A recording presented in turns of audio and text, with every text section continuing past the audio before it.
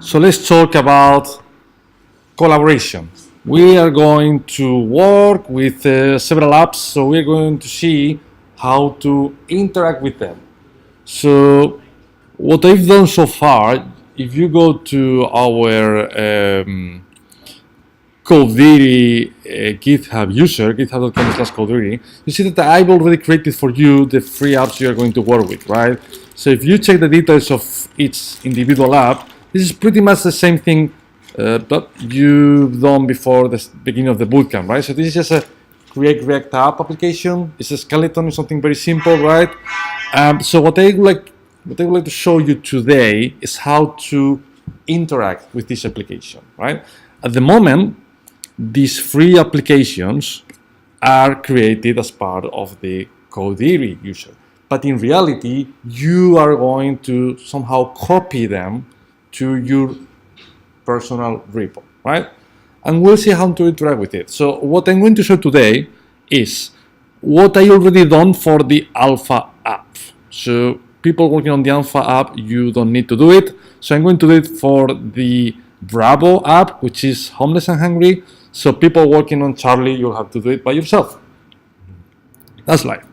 So you may have noticed that when you create a React app application, you got like a very long README file, right, with lots of details about how to work with it.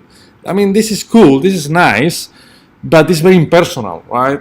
So if you want to see how to work with the React app, then please go to the React app repo and have a look, right? But for our personal applications, we don't want that. That's pointless.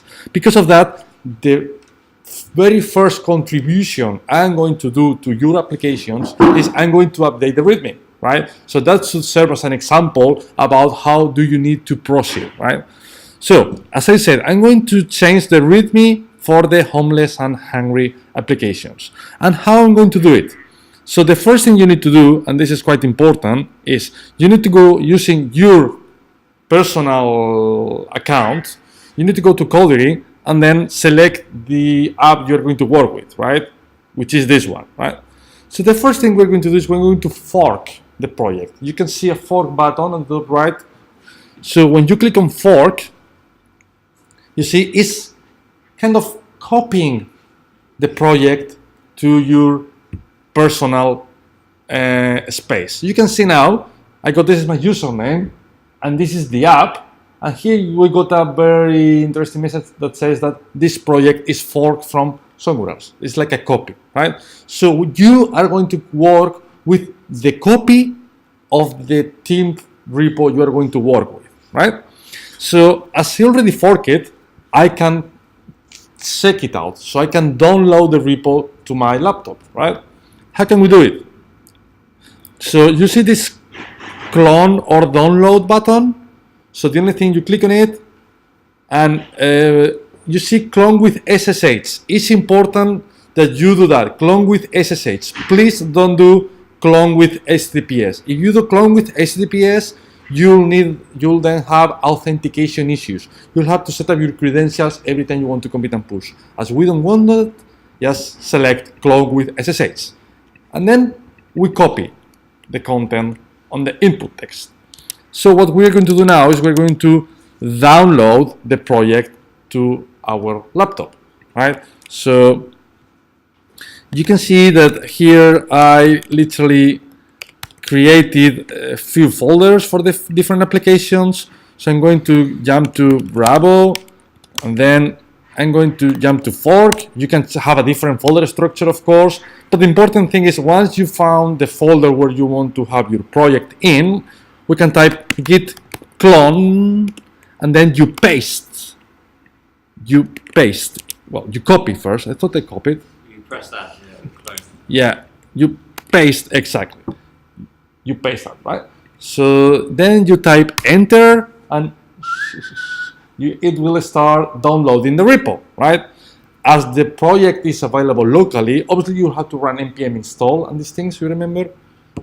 If you have questions about how to initialize the project, go to the setup guide of Codeflix, because it's literally the same thing. But I got the project locally, and as I got the project locally, that means that I can go to Visual Studio and I can just open it, right? So I can go to Bravo team and I can select fork, and you see I got homeless and hungry. So I can open it, right? And as the project is available here, then I can just start working with it. So for now, I'm going to start very simple. I just want to change this very long README file. So I'm going just to delete it, and I'm going to add a title called Welcome to the Homeless and Hungry app. It's then your responsibility to fill this file with relevant information about the repo. What's the purpose, how to install it, how to work with it, blah, blah, blah, blah, blah. But for now, let's just create a title, right? Not sure you know, but with Visual Studio, we can preview the look and feel of the README file. So you do right click on the file name, you can do open preview, right? So this is how it will look like on GitHub, pretty much, right? You can, yep. But the thing is, this is not a proper title. So to add titles, there are a few ways to do it, but you can, for instance, add a hash with a space, and you'll see that now it becomes a big title, right? Okay, so we're done with the changes. So we want then to save them into our GitHub account. So what do we need to do? Do you remember the commands we need to run? Commit. Commit, exactly. So let's commit that, right? Yeah, so yeah, let's try just to commit that. And let's do, remember to add meaningful text messages, because that will be the way you prove respect to your colleagues. So I'm going to type change README to welcome users to our repo. Yeah. Something like that. So then I'm going to commit the changes, and then let's try to push them. Push. Working, working, working, working. That's it. The way to prove that everything is fine is if I refresh my personal homeless and hungry project, I will have 2 commits. Let's try that. Here you go. Easy, right? 2 commits. And obviously, as you already know, you can click on the commit, and then eventually it will tell you the differences. Obviously, the differences here are huge, and that's why GitHub prefers not to tell you what's going on. But in real life, the differences should be the smaller the better, right? So then you will be able to see the changes. So now let's guess that we've been working locally with our changes. We pushed our changes to our fork. We are happy with them. So we want to integrate the changes into the master repo, which is hosted by Codiri. How do we do that? We need to create a pull request. Starting from today, every time you want to contribute into the master branch using your applications, it's going to be via pull request. Why? Because that will be a very good exercise that will help you to understand others' code, right? So let's try that. We go to pull requests, and then we can create a new pull request, right? And look, yeah, that's pretty much it, right? Everything is sorted. It's telling you, hey, the source of the pull request is my user / name of the repo, right? And then it will be eventually merged to the left-hand side, which is the master repo, right? And look, able to merge, that means that there are no conflicts, apparently, right? So whenever we get that message, that means that in theory, our branch is mergeable, if that makes any sense. So just let's create the pull request, right? You can set the title, you can add the command, right? So try to be as much descriptive as possible. And once you create the pull request, you are done. You are done from the development point of view. So what's next? Once you are done with your task, I would like anyone else in your team to go to the Codiri project I've added you all as collaborators of the corresponding repos, right? So you all will be able, if I refresh the page, to go to the pull request tab. You see that we got one. You click here, so you will see the list of changes that are pending to be approved by your colleagues. So what I would like you to do is to click on the corresponding pull request, right? And then click on the commit. And in here, we will be able to, as you already know, review the changes, add comments, ask questions, suggest whatever, right? All these things. So once we are happy with the changes, we can click on review changes, approve, looks good, cheers mate. I'm talking to myself now, right?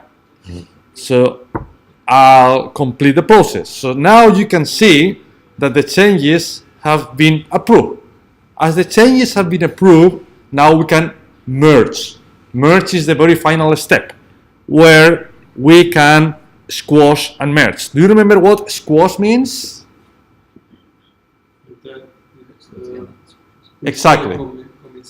Correct. I've done just one commit, but in reality, you may do multiple commits for each pull request. So with a squash, it will merge them in a single commit, right? Which is cleaner from an historic point of view because your changes is a single piece of code.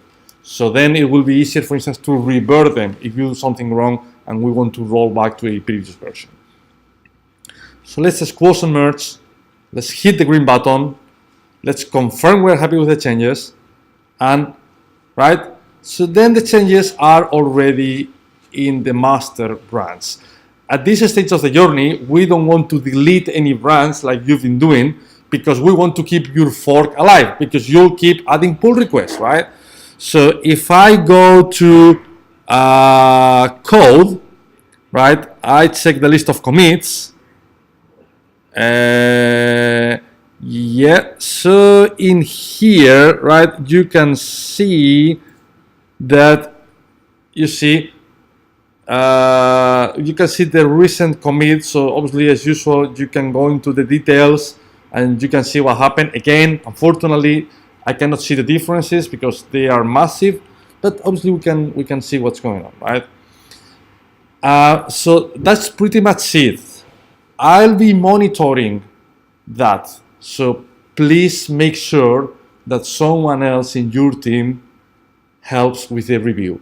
So I'll be monitoring the requests and I'll be monitoring the approval processes because I want you to get involved in the two parts of the process, right? Both are equally important. Writing code is as important as being able to read code, right? This is what happened with Aaron in one of his recent interviews.